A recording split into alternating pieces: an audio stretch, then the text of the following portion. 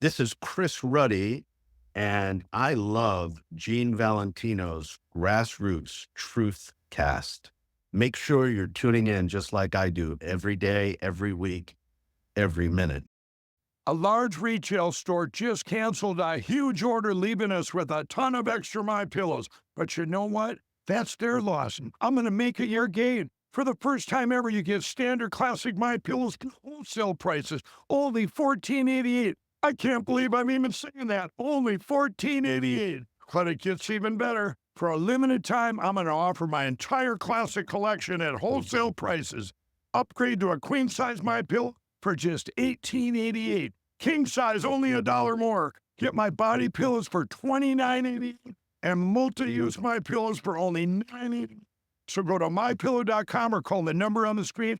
Use your promo code to take advantage of wholesale pricing for the first time ever on TV, including my standard size My Pillow, only $14.88. They'd never been offered this low before. We have limited quantities at this price, so limit's going to be 10, and once they're gone, they're gone.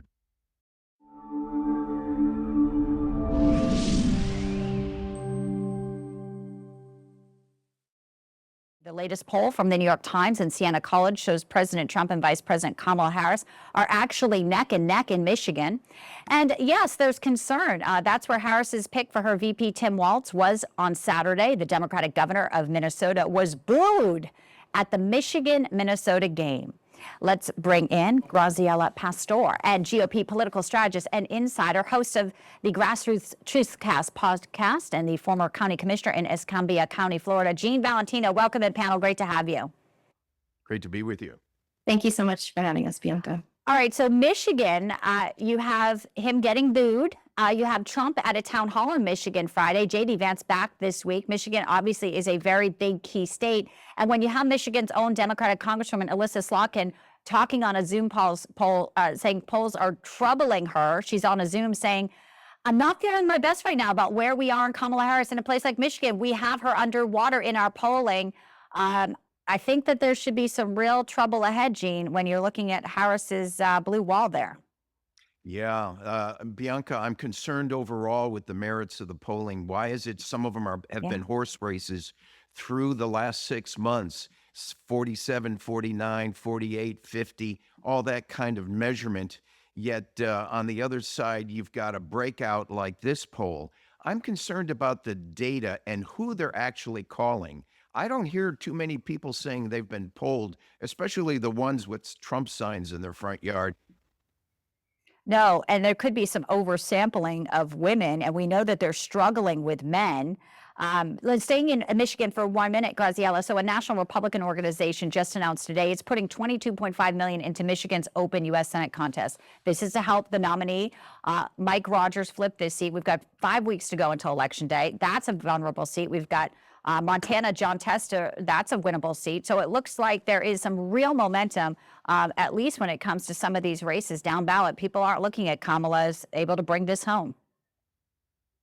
Yeah, thank you again for having me, Bianca. I mean, the fact that Harris is seeing worse polling in Michigan and Wisconsin than Biden in 2020 demonstrates that she's really not going to see the voter turnout that Biden did. In 2020, Biden was able to convince some voters that he was a moderate, and that drew turnout. But Kamala Harris is not perceived as a moderate. Her policies that she supported in the Senate of Medicare for All put her closer to Bernie Sanders than Biden. And despite her limited interactions with the public and the media, the polls show that Americans recognize that her policy agenda will not help them. And Republicans are seeing that. They're jumping in on the opportunity. And really, it's looking like there might be massive voter turnout for President Trump and low enthusiasm for Kamala Harris this election.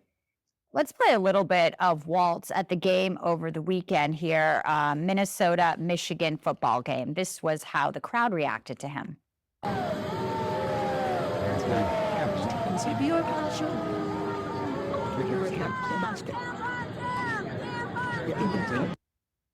Tampon Tim. Now let's just play the Alabama-Georgia game where Donald Trump was over the weekend.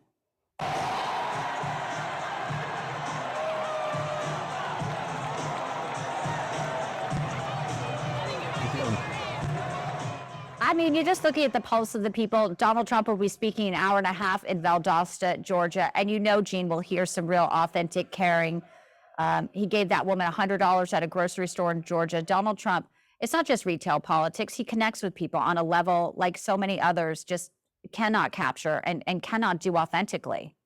Yeah, Bianca, you nailed it. I think the story behind the story is the American people are smarter than the Democrats give credit for. They see firsthand a tidal wave, a tsunami of support for Donald Trump, and a rejection of Harris and Walz. Now, with all the billions of dollars flowing in one direction to the Democrat Party, we are watching before our very eyes an American resurgence of patriotism and individuals, the grassroots patriots, getting to the polls, speaking up and standing up to protect our nation. You know, and I'm looking at, that's right, the blocks of voters that they are underwater for. Okay, so they pandered to Michigan, not working with the Arabs. They're having trouble with men. The Latino, she actually had the nerve to go to the border on Friday on a late afternoon photo op. And, you know, Graziella, that's a huge block of voters. And a lot of people, including my family, who came over legally and have migrated, she's not going to win on the immigration issue. And the fact that she went there and on such a, try to push it under the rug there when those ICE numbers came out, seems to me like Latinos are not going to just play the game anymore. I completely agree, Bianca. You know, as a Hispanic, I know that Hispanics are, polling increasingly for President Trump, and it's because they have nothing in common with Kamala Harris. You know, the most important things for Hispanics in this election are religion and the economy. Religion has hardly been talked about this cycle, but they want Hispanics want a pro-faith candidate, and that's what President Trump has stepped up to be. Kamala Harris hasn't really talked about religion, doesn't talk about Judeo-Christian values. That's incredibly important. And the second thing on the economy, Hispanics are very anti-socialist. They escaped socialism from their home countries. My own family, the people I grew up with in Miami, Florida, for example, they don't want to see Kamala Harris's federal price gouging ban and her other socialist policies that have destroyed countries like Cuba and Venezuela.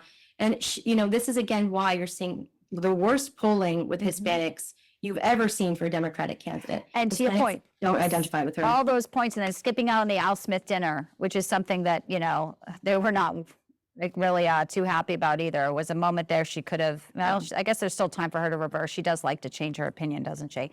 Graziella and Gene, great to have you. I'll have you back real soon. Appreciate your thoughtful comments today in the road to the White House, 37 days away. Thanks, guys. Throughout history, the spirit of patriotism has prevailed. The battles may have changed, but the values remain the same. Today, in 2024, we find ourselves at a pivotal moment where the call for unity, freedom, and a better future echoes louder than ever. For more than 10 years, Patriot Mobile has been committed to supporting the values that make our nation great. With affordable plans and reliable nationwide coverage, Patriot Mobile is not just a wireless service. It's a call to action for those who believe in the American dream. Because this year is not just any year, it's the most important year since our nation's founding. Choose a wireless carrier that shares your values. Choose Patriot Mobile.